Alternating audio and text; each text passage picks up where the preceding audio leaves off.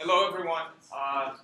So today we're going to be doing a machine learning workshop. So it's an introduction to machine learning. You don't have to have any background knowledge in machine learning. It will be taught by Adam. As far as club logistics go, there should be an attendance sheet going around. Just make sure to fill up your name, Panther ID, and email. And also, if you're not getting any of our events emails, don't hesitate joining us in our Facebook group. It's facebook.com/groups/ACM FIU, I think, or FIU ACM, either one. We send out all of our events there, and basically every Friday we have an event, whether it be a workshop or a lecture series, or even going to hackathons. We post all of our announcements there, so don't hesitate joining us there. Without further ado, I'll let Adam take it up. Yeah, sweet. Alright guys, I'm Adam. I'm going to be doing the workshop tutorial on linear regression. This is the first of the three-part series, I think, in machine learning. We're doing linear regression, logistic regression or classification, and then support vector machines, which is like a subset of classification. If you guys really like the machine learning, tell us, and maybe we can do cooler things next semester, like deep learning, other stuff like that, anomaly detection, and unsupervised learning.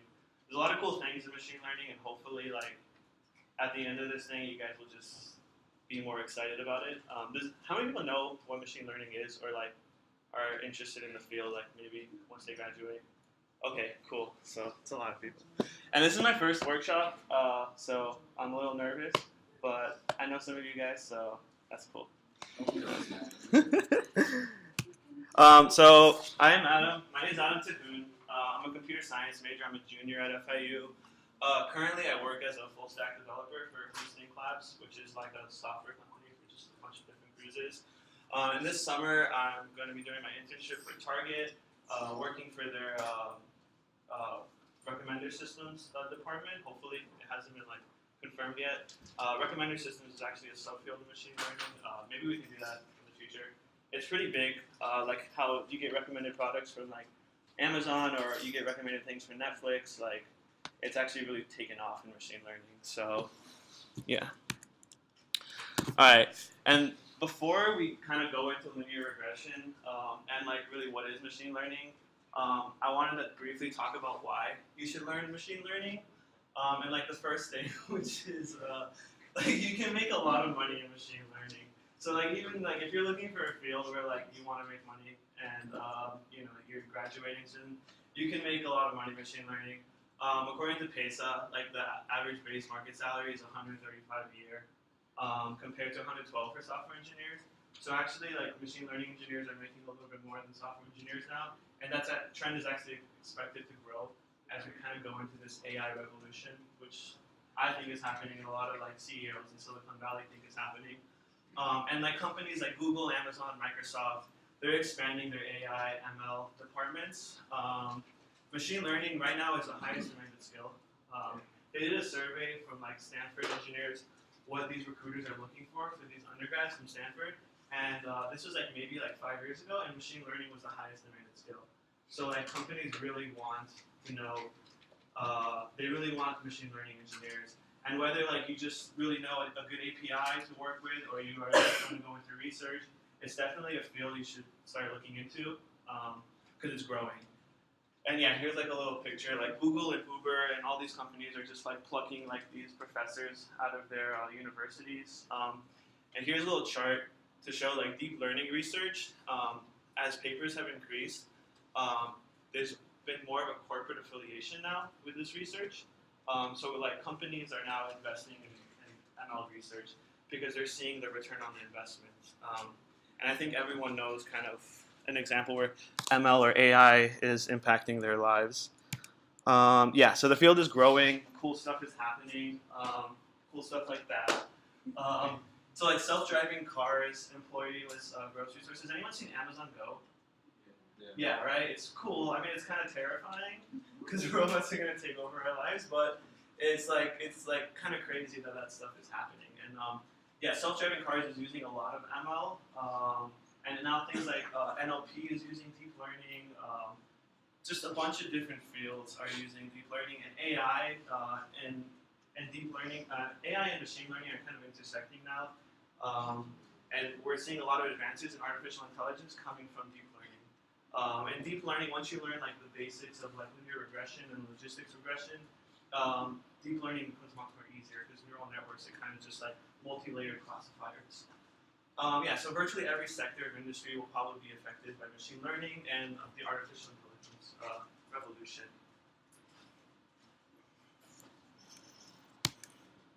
Cool, so what is machine learning? Can someone give a definition of what they think machine learning is before I go to the next slide? You. Isn't machine learning the ability for artificial intelligence to observe something and learn from it? Yeah, it's pretty good. It's pretty good. Anyone else? Yeah. I heard from somebody it's just another if statement. Just another if statement? No, it's like, no. From what I know, it's actually when you take data. Yeah. When you take data and you take an analysis of it, you're crunching numbers together to try to predict the pattern. Yeah. From it. Yeah. That's a good definition of it. So machine learning, like just seeing some like definition that I trust. It's a field of study that gives computers the ability to learn without explicitly being programmed to. So like if you think about like the idea of a self-driving car, we can give it computer vision, we can give it lane detection, we can give it the ability to see everything it wants, but we cannot program it like explicitly. Okay, well if there's a person here, you slow down, and if this turn is here, you go left this angle, depending on the dimensions. Like we need to give computers the ability to learn and to understand its surroundings, and that's kind of where machine learning is coming in with deep learning and stuff like that. And like you can do some crazy things with deep learning. You can train things to play video games, anything like that. There's like OpenAI, which is a company started by Elon Musk and some other people, the founder of Y Combinator. And they're making these game environments where you can train an AI agent to play anything from like Grand Theft Auto to just like basic racing games. And they're just using machine learning to train these AI agents. And a pretty good, like maybe mathy definition of it is this one by Tom Mitchell. It's a computer program is said to learn from an experience E with respect to some task T and some performance measure P. If its performance on T as measured by P improves with experience E. And that's really confusing, so we'll go over like maybe a real world example. So here, so if we had like a learning algorithm and we gave it a lot of historical weather data, and we wanted to predict the next day's weather given some sort of input features, what would P be? Anyone? So yeah, read the definition of like again, and then maybe this. So it's weather. So let's say we're predicting weather patterns, and we had like fed this like training algorithm a bunch of old weather, and we wanted to predict what's tomorrow's weather given certain X input features. Whether it's targeting, whether it's through it predictions. Yeah, the probability of correctly predicting the date's weather. And T, what's the task? Yeah, predicting weather, right? And E is what? Yeah, the process of the algorithm, like examining large amounts of data. And that's what machine learning really is. It's just processing large amounts of data. And the reason why the machine learning has taken off in like the past couple of years, because like neural networks and all these things were like really big on research papers in the early 90s, I believe, and even earlier. I believe Turing even talked about machine learning. But now with today's data, there's so much data out there that we can train these algorithms to be so smart. And that's really what's crazy. And as data continues to grow, like these machine learning algorithms are just going to get smarter and smarter. To the point where like Google's search engine, like a lot of engineers don't even know how it works because these machine learning algorithms are just so complicated. So yeah, supervised versus unsupervised learning. And I'm kind of, before going to linear regression, just kind of give a basic intro to machine learning. I hope that's okay, because there's going to be other talks about it. So there's really two fields in machine learning. There's supervised learning and there's unsupervised learning. So supervised learning is the task of inferring a function from supervised training data. So we have these X inputs, and we can correctly map it to these Y outputs. So a supervised learning algorithm that's really popular and kind of the one we're going to be going over is predicting housing data. So housing data, we can get all this old data of housing prices, and we can find we have the square footage, we have the number of bedrooms, we have the quality of the house, and we can map it to a Y output, which is its price, right? And we can do that with other things. We can do it with weather patterns. We can do it with like pretty much anything where you have this X input and you can map it out to a Y output. And then there's unsupervised learning. And unsupervised learning, you really don't know exactly what the Y output is. So an example of this would be like predicting, we have someone's height and their weight, and we want to predict like t-shirt sizes to give them. So we have like this conference, we have like a machine learning conference going on, or a hackathon, and we want to get like ordered amount of t-shirts. And we really don't know who is a small, who's a medium, but we have height and weight, and we can predict maybe clusters of what this t-shirt size would be. So that's like an example of unsupervised learning. Another thing is anomaly detection. So like detecting whether there's going to be like a power plant fallout, like a nuclear power plant fallout. We don't have a lot of data on what a nuclear fallout, like power plant like collapse looks like, right? We don't have a lot of these like anomalies. We don't want them either. So kind of making algorithms that can identify these type of things without really knowing what the Y output is like a field of unsupervised learning. And unsupervised learning is actually really growing now. Supervised learning, there's a lot of like really good research into it. Unsupervised learning, we really are still researching it and how to optimize it and how to get really good unsupervised learning algorithms. Because it's obviously hard if you don't know what the Y output is to predict things. And some supervised models, the one we're going over is linear regression. That's the one. There's classification, there's neural networks. And for unsupervised models, you got clustering, anomaly detection, and like recommender systems. Okay, so linear regression. Does anyone know what linear regression is before like they came to this talk? Nobody? No, I A little don't bit? know what it is. You do not know? Okay, well, linear regression is like the ability to predict continuous values. So there's linear regression and there's classification. Linear regression would be something like we want a real numbered output, so a real valued output. So like housing prices, there isn't really a subfield of housing prices. We want to predict, given like square footage, bedrooms, bathrooms, like a specific Y output price, right? Whereas classification, it's kind of a very binary thing. It's a finite output. So classification could be like spam. It could be like cancer prediction, stuff like that, where we can map it, to a 0, 1, or maybe like a 0, 1, 2, 3, something like that. So those are finite values. Linear regression is continuous values. But the way they work is actually very similar. So when you go to the classification talk, which I think is next Friday, is it next Friday? 2 Fridays? Eventually this semester there's going to be a talk on classification. If you like come to this talk and then you see it, you're going to see a lot of things reiterated. There's just different ways to predict binary outputs. So let's see. Yeah, so for linear regression, we're going to train data. We're going to get training data, and we're going to train specific X inputs to predict the Y output. So, and then what we'll do is we will predict, given a new set of X inputs, we can predict that output. So for like housing prices, we will train it on a bunch of. We're going to do linear regression with univariate, which is one variable. So we can do like square footage and houses, and we're going to train this algorithm to just like see a bunch of different X, Y input outputs, and it's going to make predictions, and it's going to evaluate its error to the point where we have a really good fitted line for linear regression, because it's kind of like a slope-intercept thing. And then given a new set of data, we can maybe accurately predict it. And that's really kind of what's happening now. Like when you go to turn your car in, you're going to go to like cars, I don't know what it's called, cars.com or something like that. You're going to put in your data, and there's going to be a machine learning algorithm that's going to predict the price of your car. And that's what companies are going to give you. Like when I went with my dad, he went to go buy a car. He put in his old car, and that's the price they were going to give him. Like they weren't going to negotiate at all. That's what the machine learning algorithm suggested, and that's what they go with. So these things are really getting like a good real world use. Same thing for housing. Like all these real estate agents, like Zillow, like they're going to predict the cost of your house through some machine learning algorithm. Which is crazy now because if you think about it, we're going to be training old data with a machine learning algorithm that was predicted by a machine learning algorithm. Now, whether that's a good thing or a bad thing, we'll figure out later. But yeah.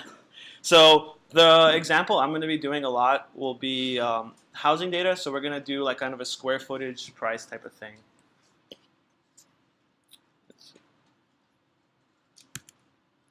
Okay. So the goal for linear regression is to make a model that will accurately predict new data to the best of our abilities. So we kind of want with linear regression to see we have these data these data points plotted on this graph. We want to fit some sort of line that will best accurately predict new data. And we do that is that you have to create a hypothesis, and that's kind of what the term is used a lot in machine learning. This hypothesis is like a theta 0 plus theta 1x, where x, in our case, will be square footage. So does this look familiar in anything? Like any math course? Yeah, it's just like your slope and your y-intercept. So that's kind of what we're predicting. So we have these constant values for x and y, and now we kind of want to determine the slope and the y-intercept. So that's what we're looking for. We're looking for theta values that will most accurately predict our data. And in machine learning, we kind of treat that as a black box. Like we don't really care what the theta values are. We just want them to accurately predict new data, right? So in this talk, don't really think too much about what theta 0 is and what theta 1 will be, depending. Just know that we want to plug it into an algorithm and we want to get good theta values and we want to predict good stuff and we want to make a lot of money. Sorry, I know the theme of this has been money a lot. It's not about the money, guys. So how do we know we have the best hypothesis? So how do we know we have the best hypothesis? Well, it says right there. So to measure the goodness of our fit, we're going to make some sort of cost function. And this cost function is often referred to as the residual sum of squares. So we will have this certain predicted line. And let's say we would plot like a data point. So this is temperature to higher temperature. Doesn't matter where it is. But let's say we plotted it here. Our model will give us this price, right? Or this y output. And the actual y output was this, right? So this is some sort of residual, and we're going to assess that error. And that is what is called the residual sum of squares. So if I write it more clearly here, hopefully everyone can see it. So this cost function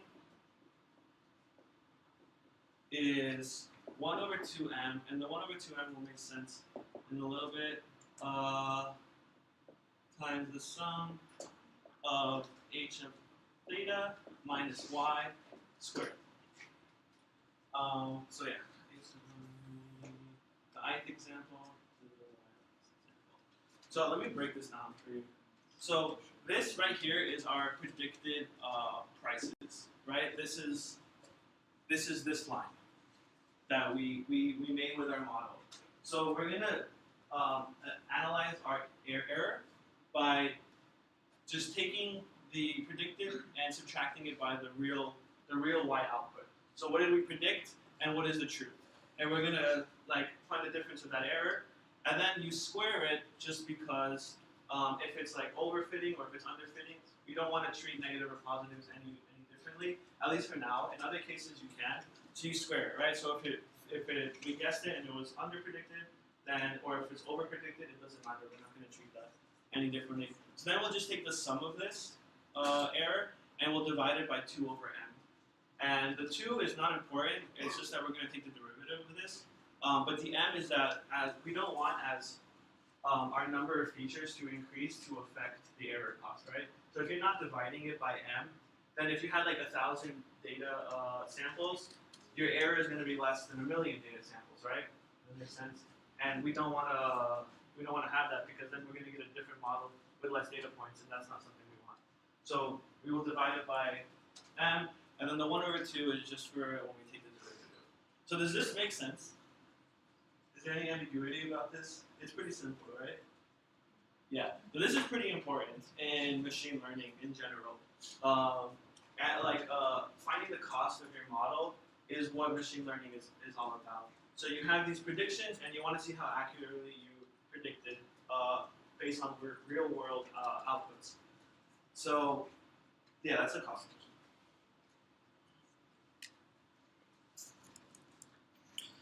Yeah, so the goal with linear regression is to create an algorithm to minimize the cost function.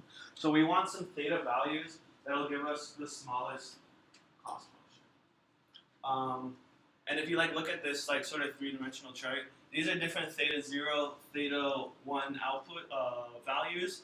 And as you can see, there's some sort of convex function. And so let's say if theta 0 is 10 and theta 1 is negative 20, we're going to have a high error. Right? We're going to have a high residual sum of squares, and we kind of want to find some sort of global minimum. And with linear regression, you will have a convex function, but sometimes you don't have convex functions, so you cannot converge to a global minimum. You might converge to a local minimum, but there's ways to get around that. So yeah. So does that make sense? Because I'm just going to refer to it as a cost function for now on. Everyone's good with that, right? Cool. All right, so now let's say we had some cost function and we plotted some sort of theta input and let's say some parabola here, and this is theta 0 value, this is the cost, and we got over here, and we want to go here. This is the global. Does anyone know a way that we could descend down this function? Or any way to check? We could take the derivative, right? So the derivative is just the rate of change, right? So it's the tangent line here, right? So when we've reached the global minimum, what is the tangent line? It's 0, right? So we kind of want to get here. So what we do with the cost function is that we can take the derivative of it, and we can use that to subtract it by our theta values with some sort of step, and that is how we will descend from any sort of point on this convex function. We will descend down to reach a global minimum.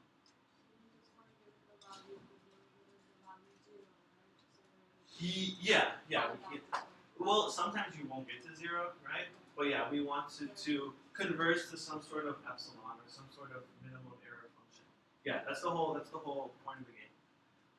And this is called gradient descent. And this is really where the algorithm comes into play.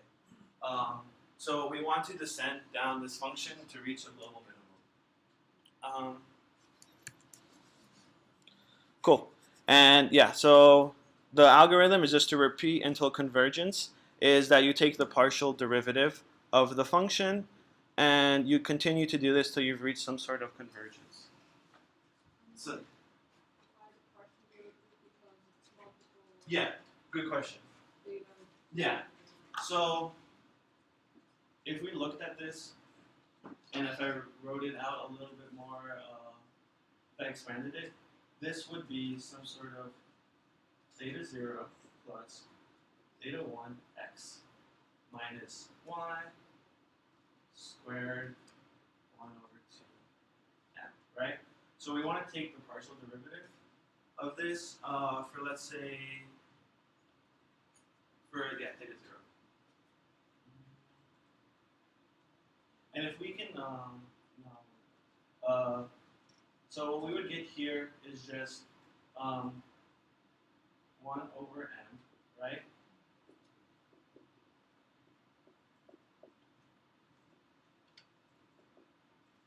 And then this will be 1, right? And 1. That's the derivative of theta 0. Because we treat everything else like a constant, right? And when you think of derivative of something where it's I always forget the name of this.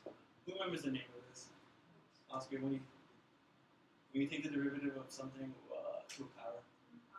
Power, yeah. So yeah, we take the power. So if you guys haven't taken calculus, so when you take the derivative here, it'll just become 2x, right? So f prime. So this is f prime would be this. So we just take the derivative of this function. And then here will be, so that's for theta 0. So derivative of theta 0 would be this. And then for the other one, it would be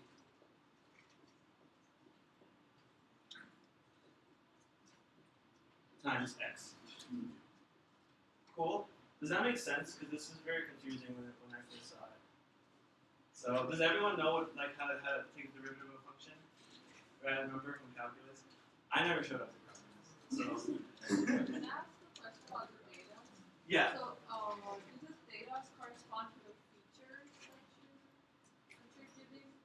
Well, so yeah, so you usually have, what do you mean by corresponding? Wait, is the data the feature? Basically? No, theta is not the feature. X is the feature. Yeah. So theta is some weight that will give this feature. So like, if let's say we think, like, does it have, we can have some sort of x1, and it means that like it has like a golden toilet, right? That's like a binary, like yes or no to the golden toilet. So like if some like house has a golden toilet, it's awesome, right? Like we're gonna weight the value higher. So then like this theta 1 might be like 50, right? So let's say x1 is like 1, so binary true, it has a golden toilet, we're gonna add 50, right? And then let's say we have like some sort of x2 feature. What's like a bad feature about a house that we wouldn't like? Small bedrooms. Small bedrooms, yeah. So let's say small bedrooms. That's like a binary thing too. Let's say we would give theta 2 some sort of like negative 4 value, right? Because that's like a negative thing about the house, right? Or for cars, like let's say it hasn't been in an accident. So that theta value attached to it will give it a negative weight, right? And then like to reiterate, like we don't really care what the theta values are, we just want them to be good, right? We just want them to accurately predict things. So yeah, once you've taken the partial derivative, it's like, it looks this weird sign. I haven't taken calculus here, so this would be a theta 0, we would get this, and then this would be theta 1. And we'll see in the code, we are actually going to give theta 0 an x value, and it'll always be 1. And that'll be used because we're going to use a lot of vectorization in our code to make the algorithms run a little faster. So if you have some sort of x times 1, it's treated the same, right, as like an intercept. So then here it'll just be, your x will be 1. That's all that we're going to do there. So if you don't understand the partial derivative, or if you don't understand derivatives, you don't really need to know, because all you need to know is that the algorithm is, that like what you're going to write with your code is h theta minus y times some sort of x. And you're going to find the sum of that. So that's the algorithm. And what we will do is then we'll find this, the sum of this, and we're going to multiply it by some sort of step. And that is how we will converge. So like once we've done one iteration, we will multiply it by some sort of alpha step, which is like looking like this thing right here. And then we're going to descend down the graph, right? And we'll do that again, and then we'll descend down the graph. And we'll do it again, and eventually we're going to reach some sort of global or local minimum. And that's the whole thing with linear regression. So, and this alpha step, we may not get into it too much, maybe if we have more time, but this alpha step is usually something really small, and because like the derivative might be a big thing once you take the sum of it, so that step can be small or it can be large, and there's ways to test what's a good alpha step. Obviously, if your alpha step is too small, you're going to converge it's going to take a long time to converge.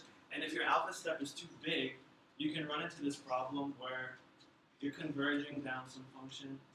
And like, let's say you take the derivative and you go down here, and you go here, and you go here. But your alpha steps are really big, and you might go this way, and then you might like kind of never really converge because you won't reach your global minimum because the alpha step is too big. So you have to keep in mind that, but for most instances, like when you do linear regression, you're going to be using some sort of API, and you can just choose your alpha step. And usually, you should like the best practice is to start with a small alpha step and then continue to go with, like to make it larger. It's taking a long time to converge. So to reiterate the algorithm, it's that you take the partial derivative of this minus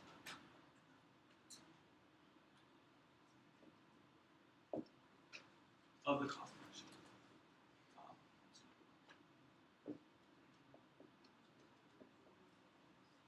So repeat until convergence.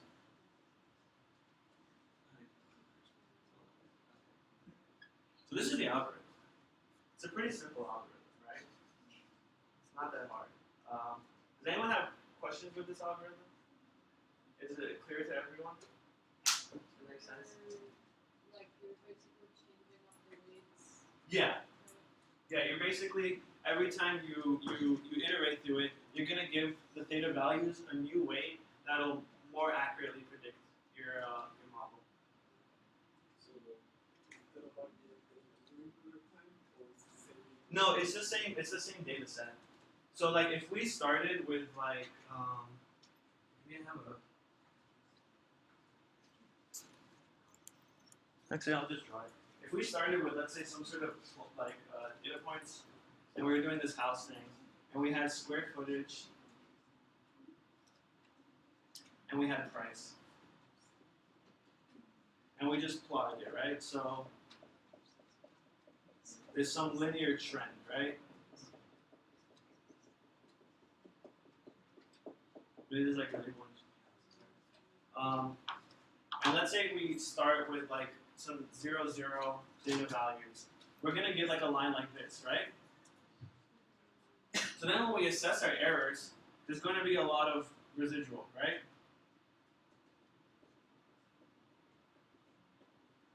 So when we do our cost function, it's going to be really high. So what we do is we take the derivative to see the rate of change, and we apply some alpha step, and then maybe next time our theta values will give us something like this. You take the derivative of the cost function. Yeah.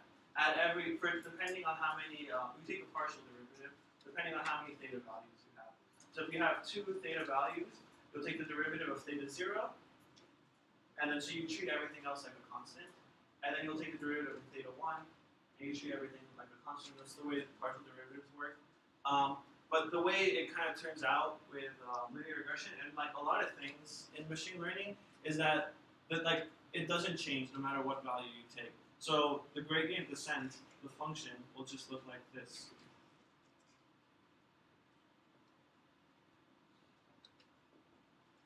It's going to be 1 over m times the sum of your prediction, theta value minus y. And then you multiply it by some sort of alpha step, so you can continue to converge, right?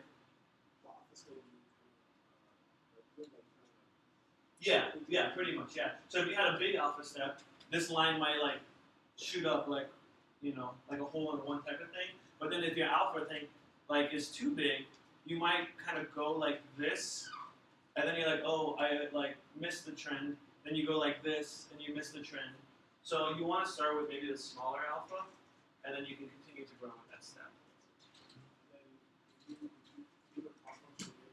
Yeah, so you do the cost function again after every time you do it.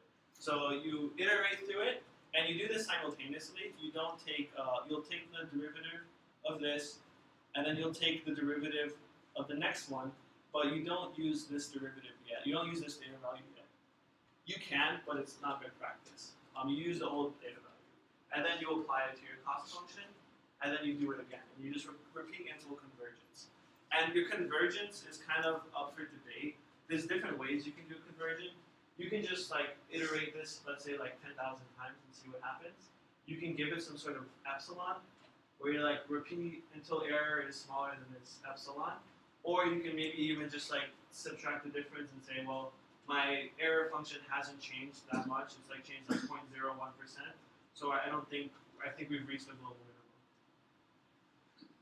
So yeah, that's pretty much the math behind it. I think now we're just going to code. Yeah, now we're just going to code. Alright, so give me a second so I can get everything up. Are we on time, Alistair? We're good? Okay. So we're going to be using Octave. And Octave is like an open sourced version of MATLAB. And the reason why we'll use that is because it's really good with matrices and vectors. And we're going to vectorize this algorithm because it'll run much faster. Does everyone know what a matrix is and what a vector is? Who doesn't know what a matrix or a vector is? Everyone knows? Cool. So our x input will be a matrix. In our case, it will be a matrix of like n amount of rows or m amount of rows by the number of data points and 2 columns. So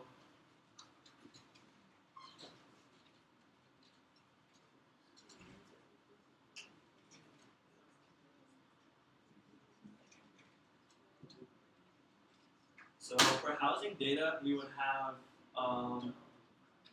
this X matrix of column 1 is just going to be a bunch of 1s. And that's going to be used to multiply with that theta 0 value. And then our column 2 would just be like square footage. So like 5,000, 2,300, 15, I don't know, something like that. Maybe like a really humongous house. And then like so that's going to be our input matrix. And then we're going to have a vector of y outputs, which is just the price. So like 5,000 price maybe like 400 grand. And then like 200 would be like 125. And then stuff like that. So that's, we're going to vectorize this.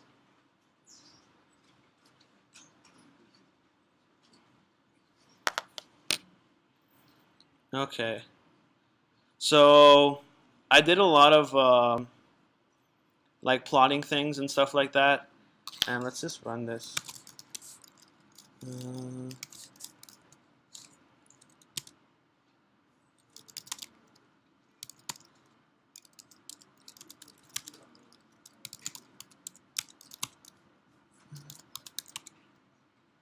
All right, cool. Does everyone see this? Yeah. So this data is population of cities and profit. So we're just mapping as population grows, profit is growing, right? Which makes sense. Yeah, I'll have the code on GitHub. Yeah, definitely. I didn't want to like do a workshop where you type in the code because there's a lot of things that have to be like for plotting. And like we're gonna like spend like 20 minutes plotting data and like making sure like the x's are red and stuff. So yeah, we're just plotting population versus profit. And then the goal for it is to get the best line. What's up? Okay, Octave. So you can run Octave just kind of on like your command line, or you can get the GUI. Octave. And if you have a Mac and you have Homebrew, you can just run. I think you have to tap like Homebrew Science, and then you just run brew install Octave, and you have it for free. Okay. Do you know what Homebrew is? Yeah. Homebrew is like a package manager for OS. Well, like Homebrew, like there's like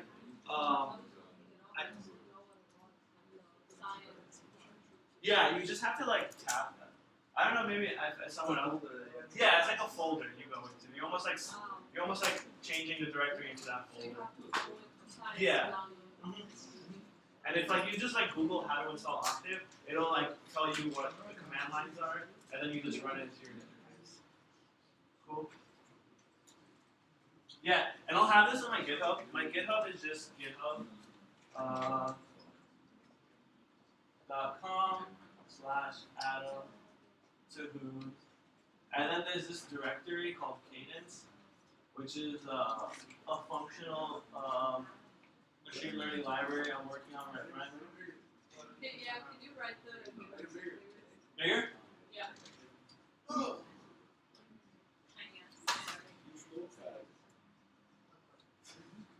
Don't call my GitHub.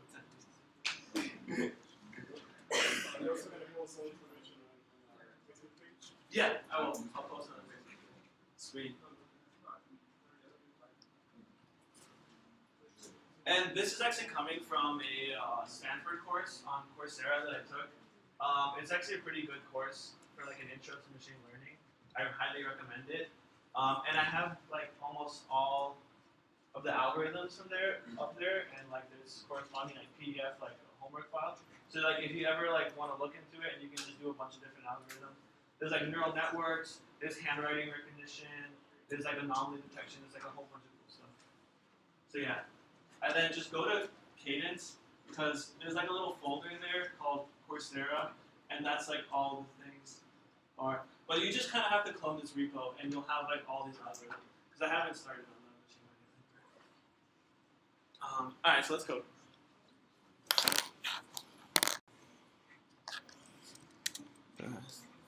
Oh no, did I do this one? Ah!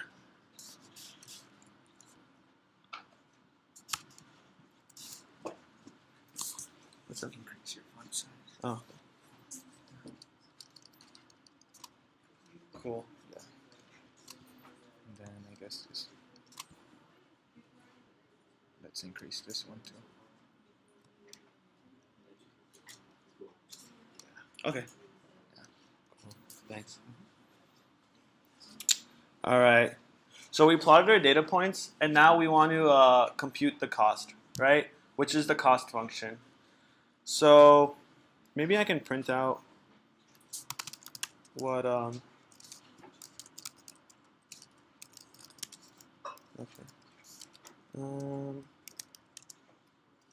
Let's see.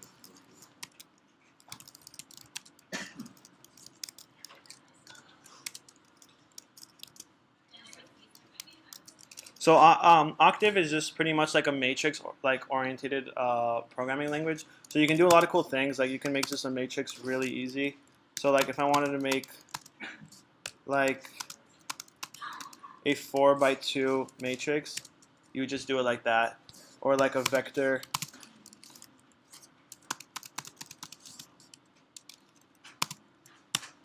Like that. So that's why we kind of use it.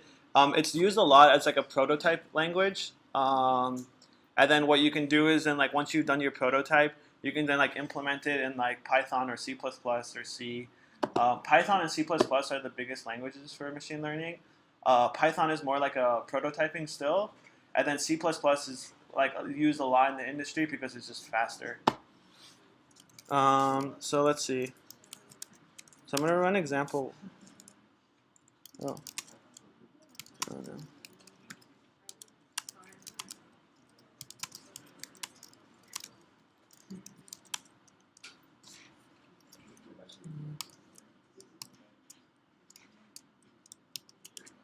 All right, so here we have our data points. So we have this first column is just once to correspond with the theta 0 values, and then this 2 columns is just the population. And then you can see there's like a couple of data points, and then we have y, and this is its corresponding vector of just profit. So we're just going to use those things and theta values, and like going to make a machine learning algorithm. So let me just have my cheat sheet open.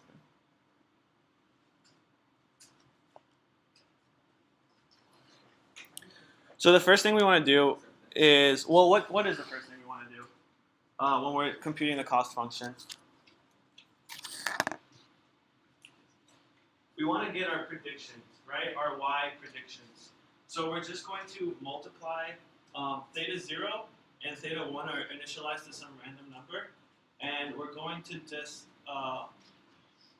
pretty much multiply our x matrix by our theta values, right? So if theta is some sort of vector, like theta 1 could be 0.5, theta 2 can, theta 0 and theta 1 is 0.5 and 2. We're just going to multiply x by this vector theta, and we're going to get some sort of y hat, which is referred a lot to in machine learning. Y hat is the predicted y value. Cool? So that's all we're going to do. And we're going to do like some like matrix multiplication, so we don't have to do any for loops and stuff like that. So I'm just going to call this prediction.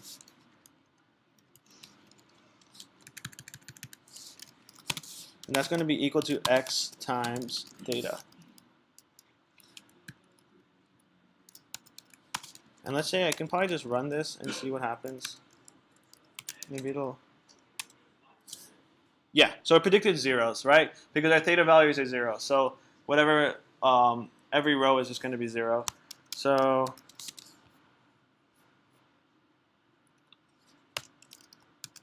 and if like the syntax of Octave is confusing, just let me know and I'll explain it. But it's pretty intuitive, right? It's just predictions is x times theta. Like imagine having to do this in Java. Like you would have to like make a matrix object, and then you have to make like a vector object, and it would be like horrible. So the next thing we want to do after we've made our predictions is we want to assess them with our actual values. So prediction minus y. And that's going to make just that kind of residual. So when we have this like plot, so this is our predicted y, and then we're just going to measure how off we are. In this case, it's going to be like this, so it's going to be pretty bad. So we're just going to subtract it. So prediction is, the error is just prediction minus your y.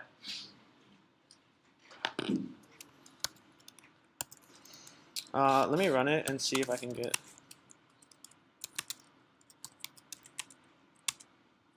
Yeah, so the error is pretty bad, right?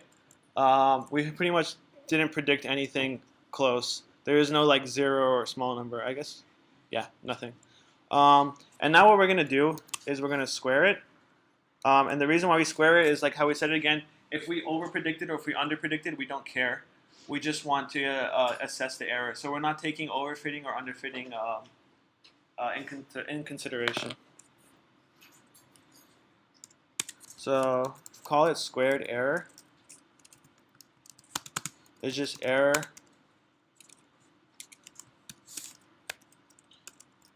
and this little dot to the power of 2 means that we're going to square every individual element in the vector. That's all the dot squared 2 is. If you wanted to like do dot times 5, it would take everything and it would multiply it by 5. So it's kind of just iterating through the vector and multiplying it. And then we just want to take the sum of the squared error.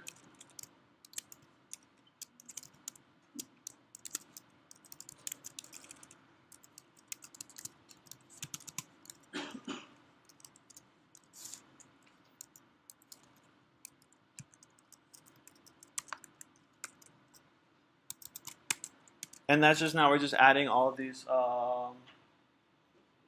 different values, and then we're going to divide it by 1 over 2m. So it's 1 divided by 2 times m, and m. Oh, I should have said this. M is the length, is the number of data points in that we have. So if we have like 1,000 different data points, m is 1,000.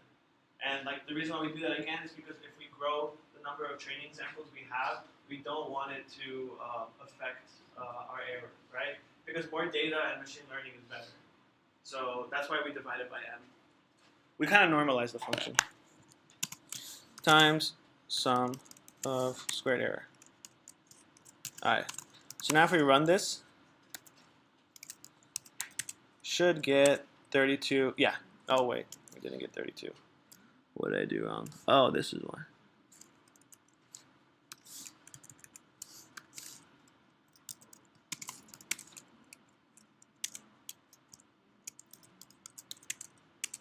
Yeah. So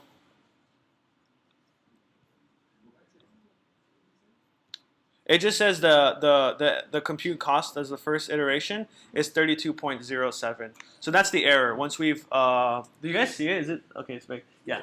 So we 32.07 is just the computing the cost the first time. Right. And we haven't like programmed grading descent yet, so it's not doing anything. So that's why like we've gotten a prediction of zeros. So yeah, that's all we did. We just took our fitted line, which is actually just the 0, and I'll show it to you. It's just a straight line. And we just assessed all the residual sum of squares. And I can show it to you here. So this is kind of what we made. You guys see that? I can make it full screen. No, I can't. But that's not the actual, what you just computed right now, that's not the actual chart, right? Yeah, this is actually it. Like, Oh, that is it. yeah, so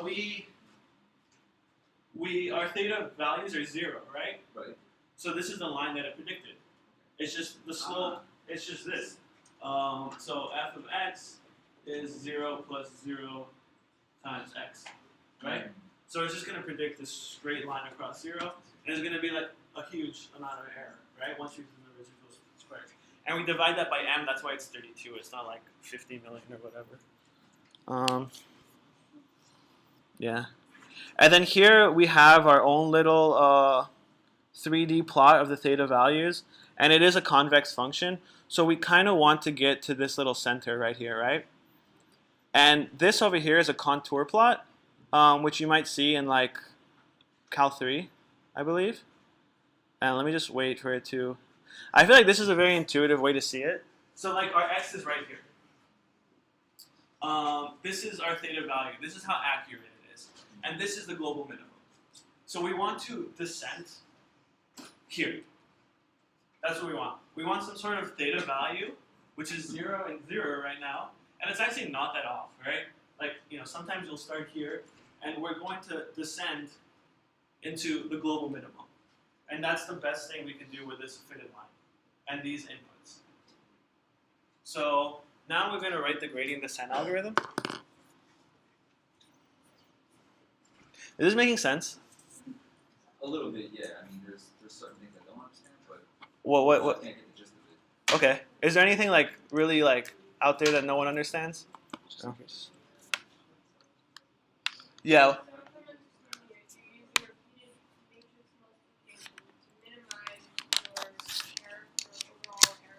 Yeah, for this one, in case we're iterating through it for gradient descent, yeah. I'll show you actually another way to do it with the normal equation.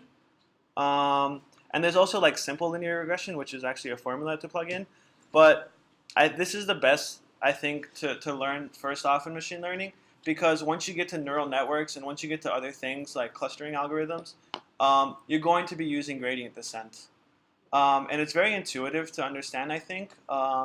And once you understand it for linear regression and logistic regression, then like neural networks isn't anything crazy, It's just like you're expanding on linear regression. And neural networks are like the coolest thing in the world, so. Wait, I'm sorry. Yeah. I just realized one thing. What is it you're trying to predict again? We're trying to predict, for this case, I'll show you it's just population.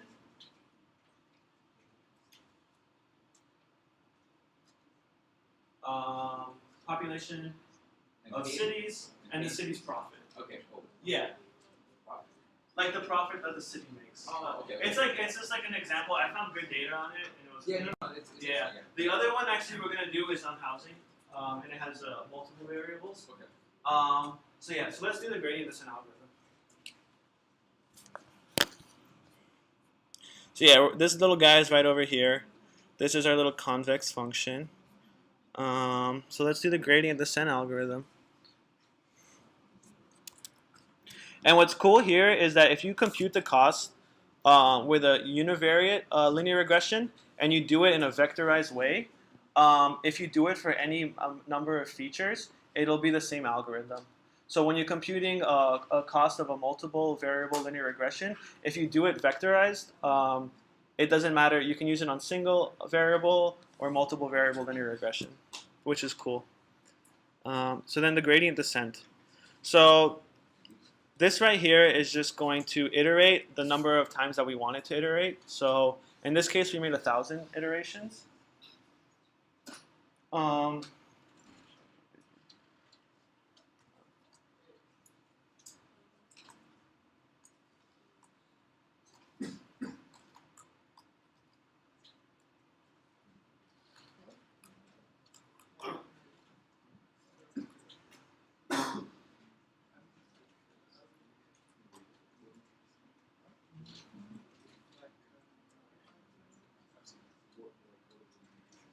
Alright, cool.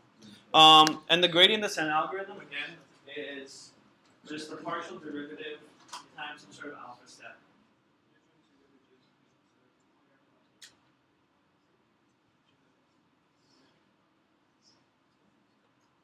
So let me write it again. It would be, so theta at j is equal to theta at j minus alpha, which let's say we make alpha 0.1, times the sum from I to 1 to m of the predicted y, which I'll just call it y hat, minus y, times x. That's the algorithm. It's pretty simple. And since we do it vectorized, we actually don't have to do a for loop between all the data values. Yeah? I have a question about vectorization. What is that? Oh, vectorization is just when you have your code. So like if we wanted to do, let's say we wanted to multiply, it's more like a functional way of programming. We could, let's see how I do this. Okay, for the cost function, which is what, 1 over 2m times the sum of a times theta minus y squared, right? I could write a for loop to predict this, right? I can just do like a for loop, and then it'll be like for I is equal to 1 to the number, to the length of x, multiply x at I, times theta at I. So I can run it like a for loop, right, way. But with Octave, you can vectorize it. So instead of doing all this, I can just do predictions is equal to x times theta. And then I have it. So that's kind of like the vectorization of it. And it's actually faster than for loops, and it's less prone to errors, and it's just a lot easier, right? And that's why Octave is like this prototype language. So instead of having to now write like a matrix function, I could just do this. Okay, so that was the function. So we're gonna again make our predictions. Is equal to x times theta. And then we're going to assess the error, which is predictions minus y. And then we don't square it this time. But remember, since we've taken the partial derivative and we've done the chain rule, we're going to multiply it by its x value. And we do that pretty easily. I'm just going to assign it to x, to error again. Is error dot times x. And then the step is just, I'll do it, I guess. Why are you assigning to error? The dot times x? Yeah, so you see the variables error equals prediction minus y. Yeah. Okay, so that's this, right? Prediction minus y, right? oh okay. And then remember when we took the partial derivative with the chain rule, we take the derivative of the outside function, which was that we took this squared, and then we brought it down, so it was 1 over 2m times 2 times h of theta, right, minus y. Okay, so you're saying, if I'm understanding correctly, so basically you have two formulas up there, right? You have a, I don't know what that says, cost function? Cost function, yeah. Oh, sorry. Sorry, yeah. So you have the cost function and We have the partial derivative of the cost function. partial derivative. Yeah, which is the gradient descent, because then we just take that partial derivative and we subtract it by theta each step. Okay, I think I'm kind of following. All right, Okay, cool. that's cool. Yeah, so like to do the gradient descent is just the sum of h, well maybe I can even do it a little bit, of theta 0 plus theta 1 times x minus y times x, which x is just, when you take the partial derivative of this one, x will just be 1, and when you take the partial derivative of theta 1, it'll just be whatever we're multiplying by that x. Does that make sense? So like if we did it like the partial derivative for theta 0, it'll be, and when we gave theta 0 some sort of x0 and we made x0 1, right? So if we took the partial derivative of this, we treat everything else like a constant, right? So then what we do is we would take theta 0 x plus theta 1 times x minus y squared 1 over 2m, and the sum of that, right? So this is the cost function. Okay, yeah. I see. Okay, yeah. So you want me to break now? Okay, yeah. So then you just take the partial derivative of this. So everything else is treated as constants. So we would just do the chain rule. So it will be 1 over 2m times 2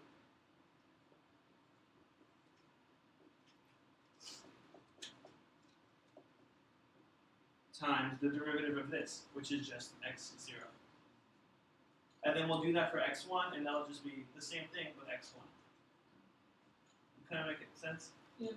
And if you don't it didn't make sense at all for me, the partial derivative at the beginning, but then the algorithm is the same. So you don't really even need to know what the partial derivative of this function is. Okay, but it's still good to know. Yeah, it's definitely good to know, but I feel like when you consume it the first time and then you go back to it, it makes so much more sense. Yeah. But yeah. Alright, so we'll take a break and then we'll finish this and then I'll talk a little bit about other things and then we'll be done. Thank you. Yeah. Doing good, man.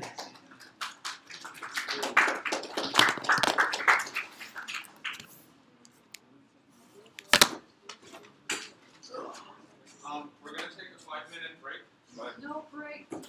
obviously the workshop is not yet over. We have food, so you guys can walk around and grab some pizzas. Alright guys, I'm gonna finish up this stuff and let's just get back into it, I guess.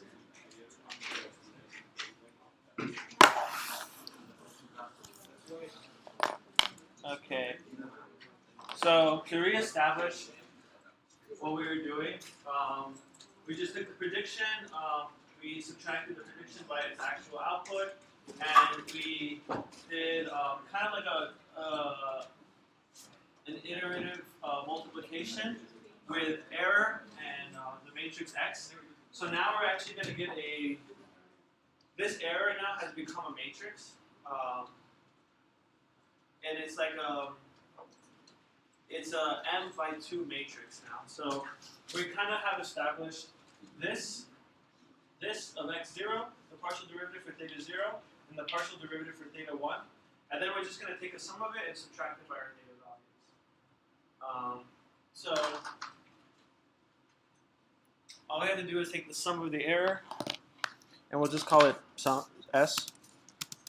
Or maybe I'll make it more clear.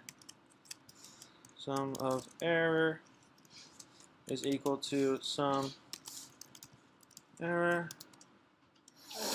and I guess that's the step function. Yeah. And then now we're going to make our step. And our step is just now alpha divided by m times the sum of the error. So it'll just be alpha. Yeah, it's alpha, right?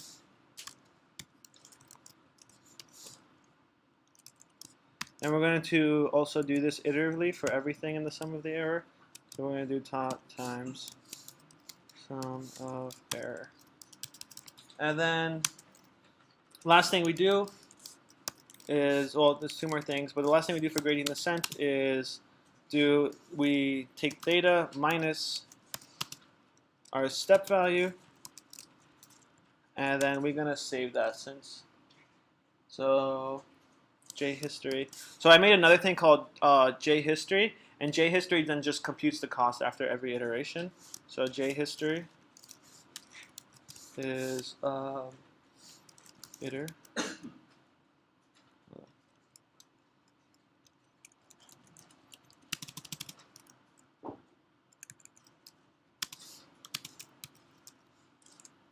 Compute with x, y, with data. Let me make sure I have this right before we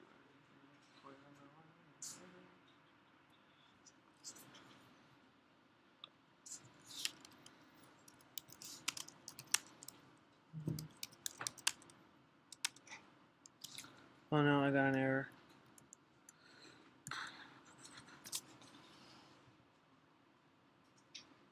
X times. Sorry, guys.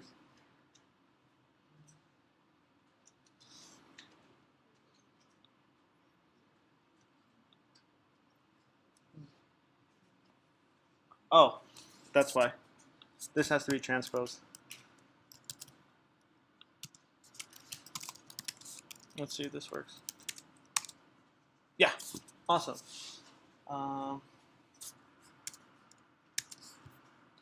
Yeah, okay. Sorry, so Octave is a little buggy. Or not actually Octave, Atom is a little weird with Octave. So this little dash thing just means I needed to make it transpose.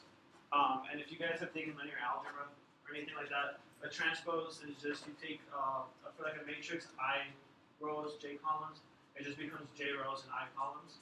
So this is just a little bit of manipulation just because this is vectorization, like we talked about it, and we kind of have to keep like the syntax or the rules of linear algebra. So that's all this is. And then whenever you do a comment, like a little thingy, it just like makes apostrophe, yeah. If for some reason it treats it like, I guess like a string, and then it makes everything open. I don't know why it does that, but it does it on the header. Just need to add a package to The syntax Yeah. is objective. What? The syntax is objective. Oh, it is? Yeah, but oh yeah, you don't have the MATLAB package. You have to install the package for like a MATLAB package. That's true. It's pretty smart of you. So, here, let me make these things bigger. This we don't need. And I'll make this bigger. So we did it, guys. We made our best line. Now this is the best line that we could possibly do with linear regression. So this line gives us the least amount of errors. So we made our linear regression model, and we'll do a prediction. But yeah, you can see how it fits. There's really interesting things because like outliers kind of tend to make an impact on linear regression. So like that little like lone x over there could have an impact on it. But it seems like a pretty good line. I feel like it fits the model very well. And if you see the contour plot, we have converged to the global minimum. So we made it to the global minimum. So theta values are somewhere between 1.5 and negative 2.5. And that's it for linear regression, for a single variable linear regression. Yeah, this is a convex function, so it reached the global minimum. So we know there's no other values that will give us a minimum. And then it says for a population of 35,000, we predicted a profit of 4,000, or these are in like tens of thousands, but 4,519. So 35,000 would be somewhere here. Sorry? How'd you make the figure? Like, what's got the prediction? This figure? Yeah. It's just like some plotting. The plot data. So this is the plot data right here. So we're just plotting like our x and y's, and then You had a template. Yeah, what actually creates the Like, chart? you had a template graph, basically, on which you wanted it to plot it? Or? no, it plots it. It fits the line. In Octave, there's a function that you can give it two values and it will fit the line. Okay. Yeah, and the code is pretty well commented. So, like plot the linear fit right here. So yeah, this is it. So it tells you to give you a line, and then it just does the x times theta. So that's the predictions, and then it plots it as a line. Cool. Yeah, so that's linear regression with gradient descent. And now there's some other things you can do. So then we can do, yeah.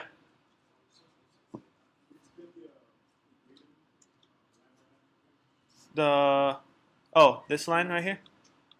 This guy? Yeah, okay. So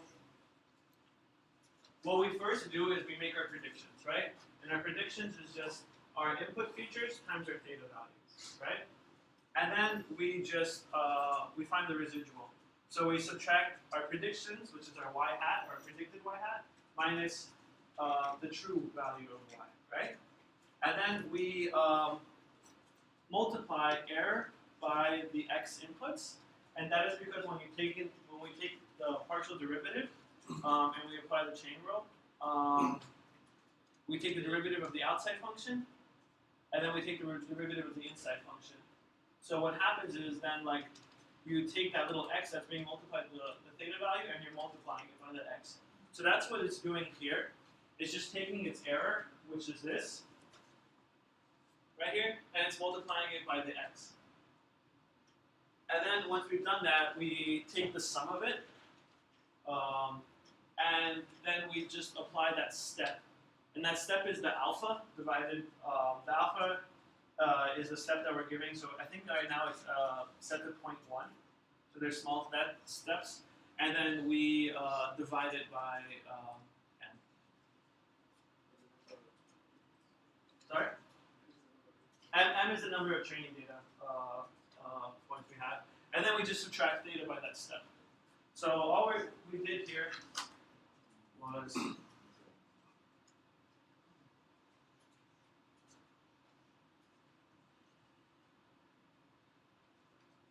so we took the partial derivative minus the step of j of the cost function, and the cost function was 1 of 2m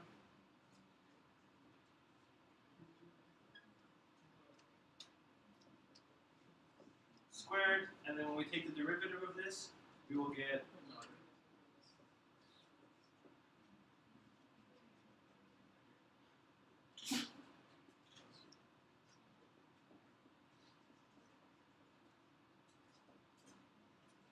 that.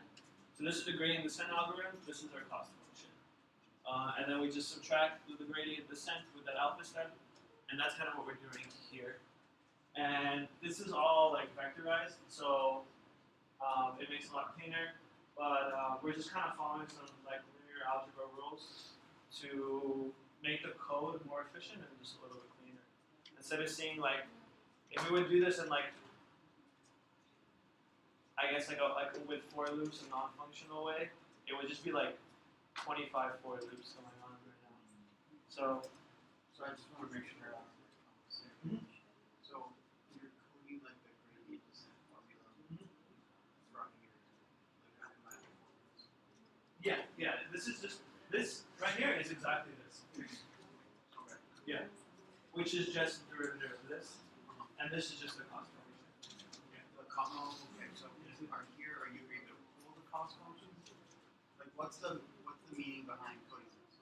So what this is doing is that every time we are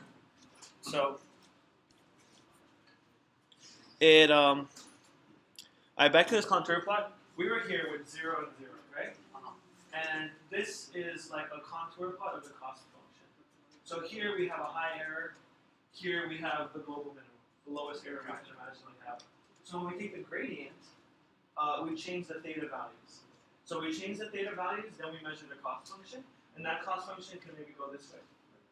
So what are you checking? Are you checking how good your algorithm is?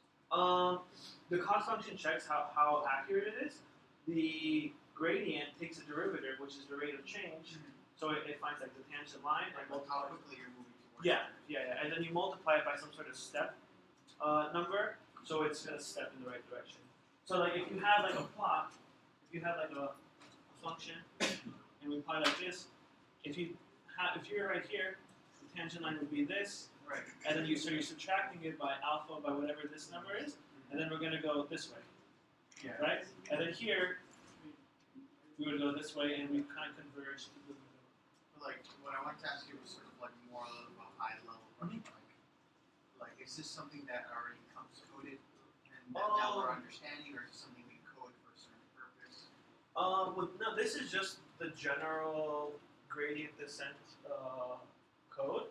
But if you're like meaning like if like you were going to implement linear regression, you would most likely use an API that has That something had- like yeah, this, but it- we're just trying to understand. what Yeah, we're happens. just kind of like going over that.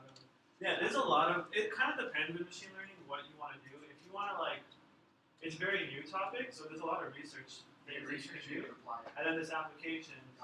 And like what I use is like second, and I have a slide at the end of the best my favorite libraries. But this like Google has something called TensorFlow, which is a neural network API. It's amazing. There's scikit-learn, which is an API for Python, and like you're gonna use those because those are made like, and there's a tested, and they're really good. And they've been optimized really well too. But like linear regression, like the gradient descent algorithm, this is I guess maybe like the most intuitive way. And I think it's good to learn the intuitive way, so then you know kind of what you're using. So in any real world application, you can just say, oh, this requires a regression or this requires classification. Like for me, it was really helpful that you had the graph picture because I'm very visual. Yeah, visual yeah, learner. it helps me too. And Yeah, then, but here I got a little lost. I was like, why are we doing this? yeah, I didn't get it. yeah. It's like I stopped paying attention. No, it's okay. But no, this is pretty cool. Yeah, cool. All right. So, yeah, the rest of this thing is kind of going to be like an extra thing. We're done really with the gradient descent algorithm. We did it on a single variable linear regression, but in reality, you're going to be using multiple variables. So like to go up on the housing prediction, you're not just going to use square feet to predict housing. You're going to use square feet, number of bedrooms, I have other things, like number of baths, maybe like does it have a pool, stuff like that. So what you do is the same algorithm, it's just that you, instead of taking the partial derivative of theta 0 and theta 1, you just take the partial derivative of as many features as you have. So if you have 5 features, you're going to have 6 theta values, including theta 0. So then you just take those partial derivatives. So let's say you had like,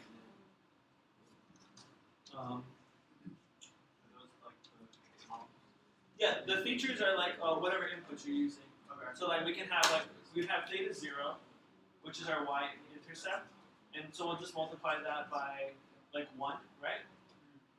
Plus theta 1 times square feet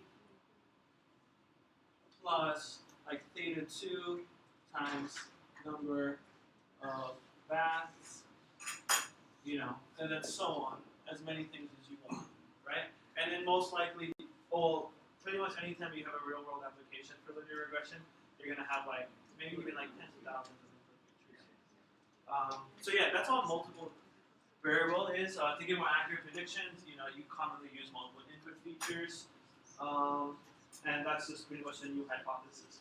Instead of it being strictly theta 0 and theta 1, you go all the way up to theta n, xn. Cool? Let me go back to this. Alright, so now I'm going to show another formula for linear regression. It's called the normal equation, and it's an analytical way to reach the global minimum.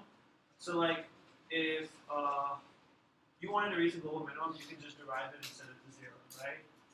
And you probably learned that in like calculus. This is kind of the way to do it.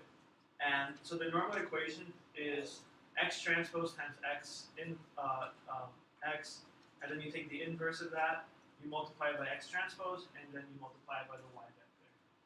And it's pretty clean. So that's the actual code in octave. It's literally one line to find the regression. So we can type that in real quick.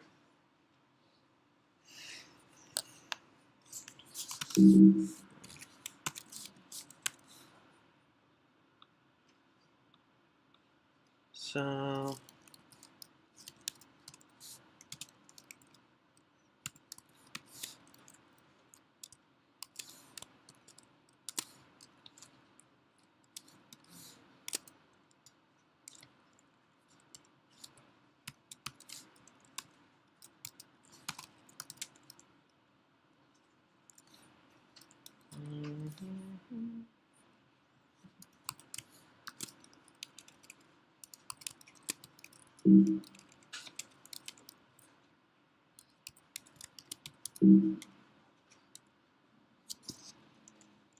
oh no. So I'll just print data here. So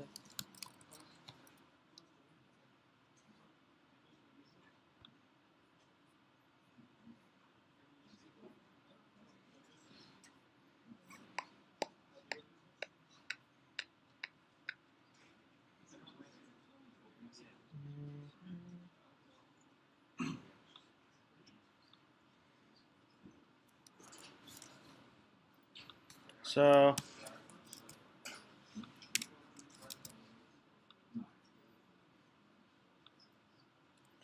then if we just run the normal equation and we get the theta values, it'll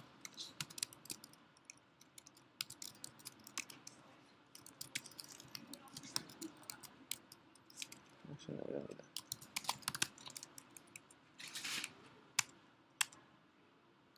Oh no, what did I do wrong? I did something wrong. And it's probably just the linear algebra.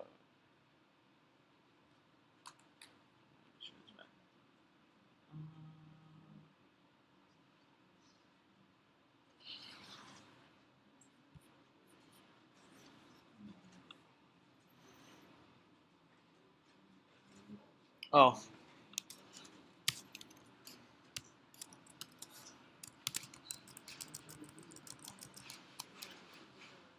Yeah.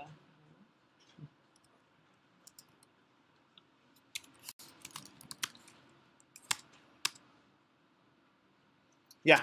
So when we run now the normal equation, we get the same theta found. This should say normal equation, but yeah. So I commented out the gradient descent, and then when you run normal equation, you get the same theta values, and it actually converges to the same. It converges the same way. So it's pretty cool, right? And I know like now you might be like mad because like I just spent like an hour and a half talking about gradient descent, and then I just show you this one line and it's the same thing. There's reasons why I showed you gradient descent first, and like so there's different things. One thing is that sometimes you cannot invert your matrix, so there's non-invertibility.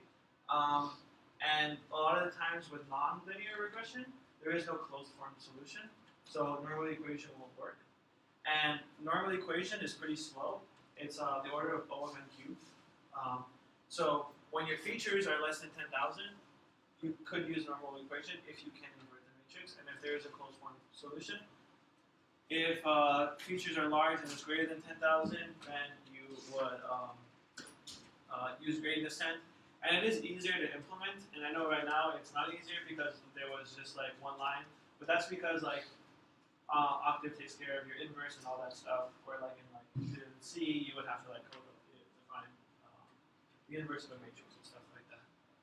So that's normal equation. And then the last thing I wanted to talk about is error analysis. And error analysis is really important to know because, like we were talking about before, most likely when you do some sort of machine learning application for work or like for research, you're going to be using like an API like TensorFlow or whatever. So what you really need to know is how to analyze your error. And there's a couple things that are like you need to be aware of. And the two things is that are you overfitting your model or are you underfitting your model? So if you overfit your model, what it means is like, let's say right now we're doing linear regression, which is a straight line, right? But we could maybe do like a quadratic formula, and we could maybe like we have some data points like this, and like housing prices as it grows, the square feet grows. It's not necessarily going to fit like a linear trend, so we like plot like this higher order function, right? So we could do that. And as you go higher into the degrees of your function, like the degree of the polynomial, you're going to see your graph. Like, let's say if I had less points, like let's say there's like something like this. Like you could theoretically find some function where you're gonna fit a line like that, and this has happened. And what it's doing is the function is so complex that it's able to hit every data point or get really, really good. So what you're going to do, you're going to run your cost function. It's going to decide to do this because this is the best, there's now zero error, right? But the problem is you have something called, your code, like your model has overfit the data, right? So it's really good for the training set that you have, But then once you're going to use it on a new prediction, and let's say like you had something right here, it's going to really inaccurately guess that, right? Or maybe it was supposed to be something like that. So there's two things you need to know is that you either have bias or you have variance. And bias is that you have underfit your data.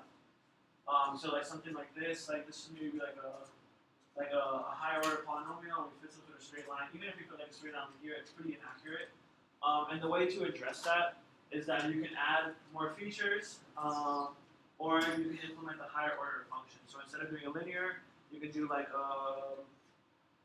you can make like an x squared or maybe an x cubed function. And but what's important to know with bias, having more training data will not help. So that's why it's really good to know your error analysis, because like a lot of the times you can be running something and you're getting like a lot of error, and you're like, well, I just need more data. You can spend like a year getting more data, and like a lot of people do spend like a year getting clean data, and then you realize that it's just that you need a more complex function. So you should definitely know when you're overfitting or underfitting. And then there's something called variance. And when you have high variance is what we talked about. We've overfitted our data, and the ways to do that is that you can add more data. So having more data will generalize this and it'll make it harder to fit it. You can use less features, use a smaller ordered function, and then you can introduce something called irreducible error. An irreducible error is error that you don't want your algorithm to consider to make your model more generalized. And in machine learning and AI, we're trying to make things as generalized as possible because we want to use it for different stuff. So to add a regularization, which is the irreducible error, it addresses overfitting. And we just pretty much take the sum of the theta values squared. And then we apply some sort of like lambda variable. And so this will not be taken into consideration with your gradient descent. It'll only do with your cost function. So it's never going to really, it's error that you don't want to take into consideration. So it's going to make the plot more generalized. So instead of converging to a global minimum for that function, it might converge somewhere closely, but not quite there, and it'll be more generalized to predict new data. And then this lambda is kind of how you play with it. So if you increase your lambda, your model will become more generalized. You decrease it, it'll fit more the training data. And what you can do with your data, you can split up your data to training data and testing data, and then you can really compare how you did when you trained your algorithm to training data and compare it with your testing data. And the best thing to see, this I didn't put in the slide because I thought we might not have time, and is once you have your training data, so this could be error, and this could be your degrees of polynomial. So if you make as you make your algorithm more complex, the error is going to go down, right?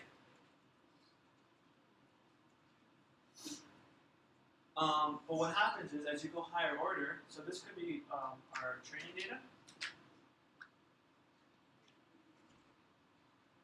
And then if you test it on data that you didn't train the algorithm on, so your new data, it's going to look something like this.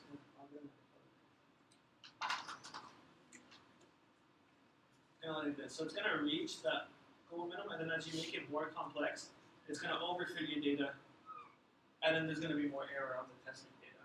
So what you really want to do is find this sweet spot where your testing data error and your training error are very close. And that means you made a really good general model that can predict new stuff. So if you leave it at anything today, know that this is what you want to look for. Because a lot of times you're going to be using an API, and your job is to analyze error. So yeah. And there's different ways you can do it. You can make a training set. Usually the best thing is to do 60% training, 40% testing. You can do testing, training, and validation data. There's a lot of different ways to analyze the error. And yeah, that's it for linear regression.